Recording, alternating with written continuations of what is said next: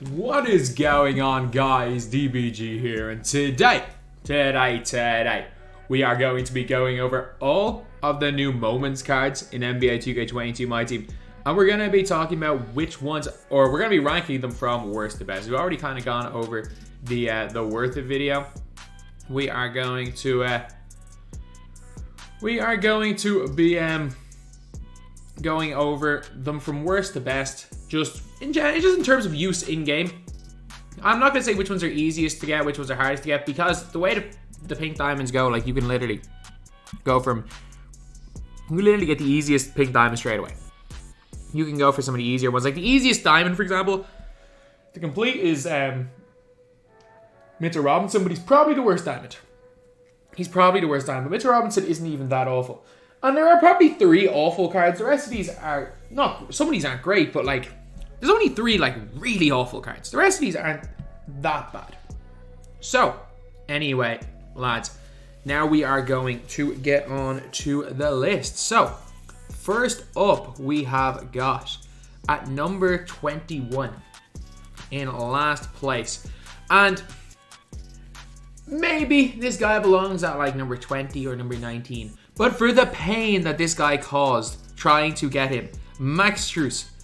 Now this guy right here, oh, let me tell you the story of the legend of Max Truce. So, there was a card that appeared on the database. Max Truce. He had a release, Set Shot 4, which is not a good release. It's not the worst release in the world. However, there was a problem. He had Set Shot 4 on normal. Oh, they changed his overall release. He had Set Shot 4 on normal timing. And he had the basic leaner and the inability to catch the ball. So when he was wide open, he could shoot. He had range, he had sniper. He didn't miss wide open. His release was on the slow end, but it wasn't that slow. But he would hit wide open. But they forgot to give him the ability to catch the ball. So he would fumble the ball. He would never catch the ball clean, despite having gold glue hands. I don't know what it was. Maybe it was his animations. But no matter what happened, he couldn't catch the ball. So, it turned out that Max Truce just couldn't get an open shot off. So people tried time and time again, and they still couldn't beat a challenge. And then his release got changed. And can he catch the ball now? I don't know. That was his main problem. I was chicken with him. I just couldn't catch the ball for 2 quarters. And also, his stamina is 17. He kept getting injured. Like, he would consistently, if you played him for half a game and didn't call all of your timeouts, he was getting injured. It was a guarantee. I don't know what it is. Is there a durability stat or something? Was there a 10? Is there an injury tendency? Because whatever the hell it is, like, he literally gets crippled every game. So he has to be lost. Then we got Gafford. Now, Gafford has got a 95 block. The ball goes through his hands. I don't care that he's got a 99 block. The ball goes through his damn hands. The guy doesn't come with like brick wall. At least he comes with a post-move lockdown and rim protector. Because someone like Robert Williams had a game with 5 blocks for his moments game and didn't get either of them. So, at least Daniel Gafford, like, he's a slightly bigger body and he can dunk wide open. But there was a game where it took me less time to get my first block with Daniel Gafford than it took for me to hit my first 3 with him. Yeah, he couldn't get a block. The ball would just go through his hands. 95 block is a lie. Number 20 is Daniel Gafford. These 2 guys are, in my opinion, by far the 2 worst. Then we have got Omer yurtseven. I've definitely mispronounced his name, but his stats don't look great. He's got jump shot 30. I mean, he can actually hit when he's wide open with a 73 ball. He's only got a 30 steal. But you know what? This guy is freaking huge. Like, he does not look bigger than Shaq in that picture. But my God, in 2K does he have the biggest player build in the game.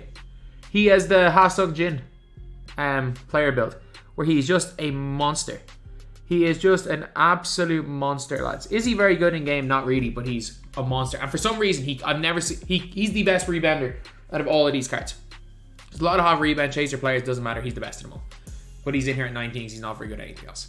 At 18, we got Devonte Graham. So, this is a card some people like. I'm not that high on him. So, Trey Burke on normal, I like. I don't love it on normal. Actually, no, I very much do like on normal. I don't love it for a point guard on normal. I don't know, just from using Iverson, I thought he was going to feel kind of like Iverson with slasher dribble style, but no, he doesn't. He can hit open jumpers. He plays no defense. He doesn't really move that well. And he's very, very undersized. So I'm going to have to put him in here at number 18. But, yeah, like 18 is still not, well, he's not awful. He's not awful. At number 17, we got Mitchell Robinson. So you might be saying, how the hell is a 52 speed center not near the bottom? We got like Daniel Gafford, who you're looking at him like 79 speed. Mitchell Robinson is the best. Mitchell Robinson, first of all, his release is ridiculous. If Mitchell Robinson ever gets, if they had decided today they were going to give us a cryogenesis Mitchell Robinson with 75 speed and an 83 ball, he'd be the best center in the game. Mitchell Robinson gets the best chase down animation, the best block animation in the game. He literally snatch blocks 90% of things. He is the best masher in the game. He's the best rebounder in the game. Mitchell Robinson, like we all know this Mitchell Robinson. We all remember this Mitchell Robinson. And how much of a pain he was to start. This guy will be one of the elite offline players. He's not fast enough to be any higher than this. Like he is, he's not fast enough to be any higher than 17. But at the end of the day, he's still not terrible. Then we got Robert Williams at 16. Like this is a tough one because the Time Lord is a weird one. Guys got a 42 steal in the game where he got 2 steals. They Jaren Jackson Jr. them. And then, for some reason, in the game where he got 5 blocks, he doesn't have rim protector or post lockdown. They just made him random. But he does have half dimer for some reason. He's at 85 speed, so he's a lot faster. He rebounds very, very well. I don't know. He's just a little bit faster, even though he's smaller. It's a close one here between 17 and 16. Screw. I'm going to swap. I'm going to put Time Lord 1 behind Mitchell Robinson because Mitchell Robinson just gets ridiculous animations. Put Time Lord at 17 then. Mitchell Robinson 16. 15. Jaylen Nowell. Shifty. Base 4. Scotty behind the back. The guy can move. Yeah, you need to add a few badges, and let's be real, you should not add badges to a Ruby card. But I mean, he can move. His player build is huge. He is 6'4" with a 6'7" wingspan. He looks about 6'7" on the floor. His player build is huge. Is he like the greatest Ruby point guard in the game? No. I mean, if you badge him up, he's definitely someone that you could consider using at that Ruby tier. But for me, anyway, I still wouldn't put him in the Marcus Smart and the Eric Snow category. If you're just looking for new Rubies, yeah, definitely go and use him. He's not bad at all. But at the end of the day, he is a solid player in my opinion. But like, would I call him spectacular? Not really. But 15, I think is fine. He could score. He's not terrible. So 15. 14, we got chimezie metu. Sorry again if I mispronounced his name. He's really good. Like, he's got a solid but not great player build. But he's got catch and shoot set shooter, 82 steal, 82 block, 83 lateral quickness. He's 6'9", can play at the center position. Player build that doesn't make him feel 6'9". A good shooter, a release that's not terrible. I don't care what anyone says. Special 70 is not terrible. Fundamental dribble style. He's got a decent speed with ball, good speed, decent ball handle, and some solid defensive or some solid rebounding badges. He's not bad. He's really not bad, and he's definitely the best Ruby, and he's the easiest Ruby to get. That's why he's in here at 14. At 13, we got Clint Capella. Clint Capella, for me, is just like a bigger Time Lord, except he's got way better lateral quickness. He's an interior big. He's still kind of small in game. He doesn't rebound like his stats would suggest. He really doesn't. But he's not bad. He's not a terrible card to use in game, honestly. So he is in here at number, what's it, 21, 20, 19, 18, 17, 16, 15, 14, 13. And number 13. And number 12, almost halfway, is Hamidou Diallo. His release is not that bad. I don't care what anyone says. Set shot 3 is not that bad. It's not good. It's not that bad. His defense is good. Problem is, even with the hot rebound chaser, he does not rebound. He does not rebound at all. He's got interceptor, so he's a decent defender. His three-pointer is a little bit low. He kind of reminds me of ML Carr. He's like a better rebounding ML Carr, but ML Carr has a better release. Like, that's the type of player he is. He's not really that dude, but he's also not bad. 6'5", long wingspan. If you really need to use a Hamidou Diallo in any scenario, he's gonna be a really good defender, and he's gonna be a good rebounder for a 2-guard. But I mean, I don't see much use in him, so I think 12 is fine. At number 11, we got Anfernee Simons. 89 speed, 89 acceleration, 89 3 ball. Not good defense, but it's weird. I think player build is a reason why I didn't notice him being particularly bad on defense. He's got really long wingspan. His release is good. I love Draymond release. And it's just something about Simons. He just dunks on everybody. And I know finishing badges are finishing badges, but for me, he just seems to dunk better than most people. Maybe it was just because I love that Ruby so much. If the aim behind the back was still the aim behind the back, and it wasn't completely nerfed into some weird behind the back, he would be higher. But I mean, Anfernee Simons is still not a bad card, and number 11 I think is fair for him. Now starting off the top 10 is Patty Mills. So can Patty Mills be a liability on the floor? Yes. Is he a liability on the floor? Probably. He's probably a liability on the floor for a lot of people because he plays no defense. Well, my God, can this guy score? He doesn't even have a limitless spot up, and I didn't even notice. You should probably give him limitless spot up, Chef. You definitely should. Actually, if you're ever going to use Patty Mills, give him those 2 badges. But he's got 98 on quick with shifty dribble style and a good behind the back. 98, I don't care what. Again, people are like, oh, 98 is not what 98 used to be. Yeah, it's a pretty damn good release. Won't dunk, but he will score on everybody. I did not even notice he did not have range extender. That's how good a shooter he is. Or he doesn't have Chef, but he's starting off the top 10. Very undersized, but I mean, you can cook with this guy. And 9, Chuma Okeke. 6'6", 6'10 wingspan. He's got a good release, a really nice upper. And he's got big dribble style, which is not great. But you look at his stats. Outside like standing dunk and post moves, he's got really solid speed, 2 ball acceleration, great steal, good pass perception, decent or pretty good lateral quickness, goal interceptor. He's got half pickpocket, 85 3 ball. The card that he really reminds me of is this card right here. He reminds me of Mikal Bridges. Obviously not quite as good as Mikal Bridges, but that's why he's better a lot at him rebounding. But that's really what he reminds me of. He just reminds me of a Mikal Bridges in this game. Except the real difference is that like Mikal has got half interceptor and a much longer wingspan. So he's like a slightly worse Mikal Bridges. But I mean, that's good enough for number 9 in this list. Number 8, we got Kelly Oubre Jr. A release that he's not going to miss. He will never miss. I'm telling you, if he's wide open, he's never missing. He's like half sniper, goal range extender, decent speed, decent defense. Badges wise, is kind of missing a lot in the defensive end. He's missing quite a lot of key badges, but he can shoot from deep, a solid defender.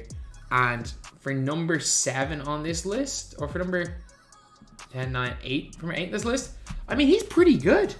He's pretty damn good. And he's got a huge player build. So, I think at number 8 on the list, that's a good spot for him.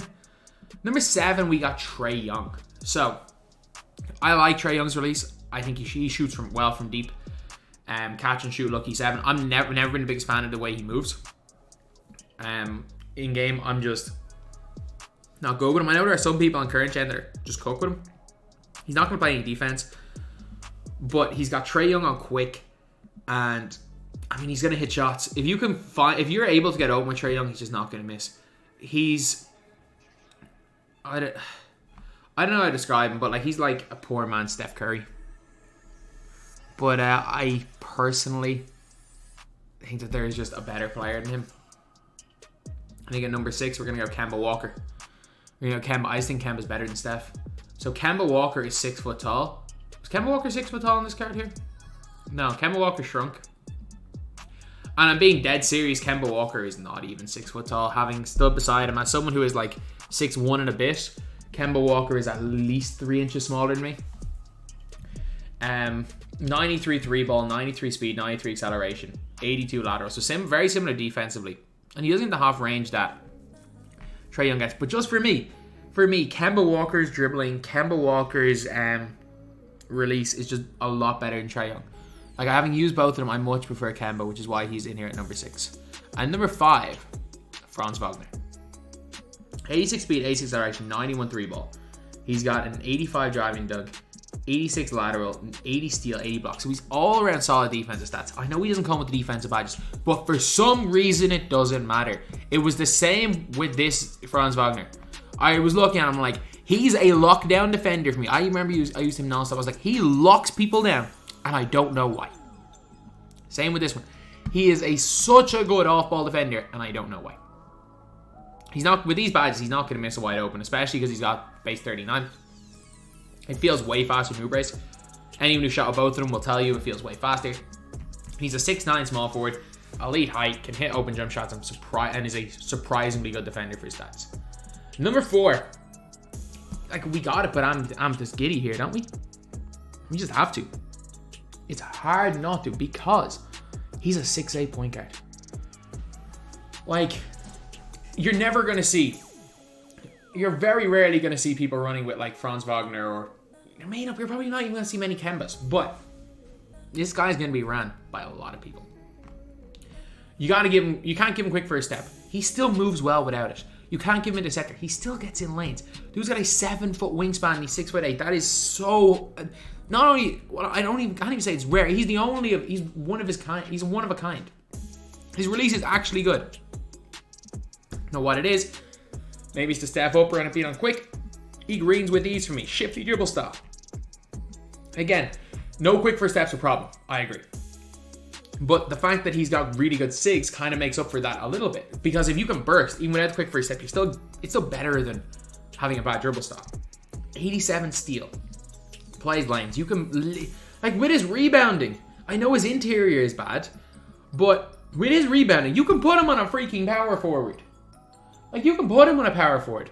Unless they're trying to, and even if they're trying to mash you. Interior matters, yeah, of course it does. But for 90% of the people, you're getting mashed anyway, whatever your interior is. You can put him literally guarding a power forward. You can put LeBron at power forward, Giddey at point, and you can suddenly move Giddey to guard the power forward. Like, he's a lot more mobile than Magic. He's not Penny Hardaway, but he's a 6'8" point guard. Is he as good as I thought he was going to be? Yeah, he's gone in and around. I thought maybe he got quick for his step, but still, Josh Giddey is a worthy number 4 on this list. And number 3, saddiq Bey. I mean, he just does everything. Like, his stats are very comparable to his Ruby, but his Ruby was already good. The difference is that this one's a way better rebounder. The Ruby, I think, has rebounding in the 60s. And he's got half rebound chaser, and then I think he gets like goal clamps. He already comes with goal interceptor. Like, he gets pretty much all the key badges except for limitless. And he's not going to dribble anyway, so he doesn't need handles for days. He's a big dribble stop. He is a cone, and he's a pretty damn good one. And he is number 3 on this list. A really solid card. A card that you will be able to use in your squad for quite a while. Very, very solid. Now we're on to the top 2, who I think there's a huge gap. I think saddiq Bey to number 2 is a massive gap. And at number 2, and this is the person who has all these cards, DeMar DeRozan. 6'7", 6'9" wingspan. He's got Trey Burke base, shifty dribble style. Like, DeMar DeRozan's a really good card. Like, great dunk, solid defensive stats. Not brilliant, but solid defensive stats. Rebounding is bad, so like, you can't play him at power forward. That is a big problem. But you wouldn't want to play him there anyway. But the problem is, you have to give him a interceptor. You have to give him a intimidator. You have to give him menace. You kind of have to give him handles for days. Have to give him quick first step. Have to give him limitless, and he can't get chef. Like, there, you kind of have to give him certain badges. Like, you can't give him blinders. There's a lot of stuff. You can't give him ankle breaker, so he isn't complete. His sigs are really good. Really good release, shifty dribble style. I hate the behind the back, but it doesn't matter. He's going to dunk the ball really well. Like, DeMar DeRozan's a brilliant, brilliant card. It's just, in my opinion, Jaylen Brown is better. I'm so high on Jaylen Brown. 90 driving dunk, 94 lateral, 90 perimeter defense, 92 speed, 92 acceleration, 91 3 ball. He's got sniper, range extender on gold. He's pretty much complete for a cone. Like, whereas he doesn't even work that well as a cone because his defense is not absolutely elite. He's going to have to be creating with a shifty dribble style. You've got absolutely elite defense on Jaylen Brown. He's a pick dodger, all the key badges on gold. I'm trying to think of what even badges you'd want to add to him. He's not going to dribble, so handles for days doesn't matter. None of these matters. He doesn't dribble. He can't get chef anyway. He's complete. You don't necessarily need to add a single badge to him. Maybe Deadeye. But he's got obviously the high driving dunk, high steal rating, really good release in base 75, and can shoot from deep. So anyway, yeah, he's number 1. To recap, 21 Max Truce, 20 Gafford, 19 yurtseven, 18 Devonte Graham, 17 Robert Williams, 16 Mitchell Robinson, 15 Nowell, or Noel, don't know how to pronounce that name. Metu at 14. 13 we got Capella. 12 we got Diallo. 11 Simons. 10 Patty Mills. 9 Okeke. 8 Kelly Oubre. 7 Trey Young. 6 we got Kemba Walker. 5 Franz Wagner. 4 Josh Giddey, 3 Saddiq Bey, 2 DeMar DeRozan, and number 1 Jaylen Brown. So anyway, that's the video. Thank you guys for watching. Please like, comment, and subscribe.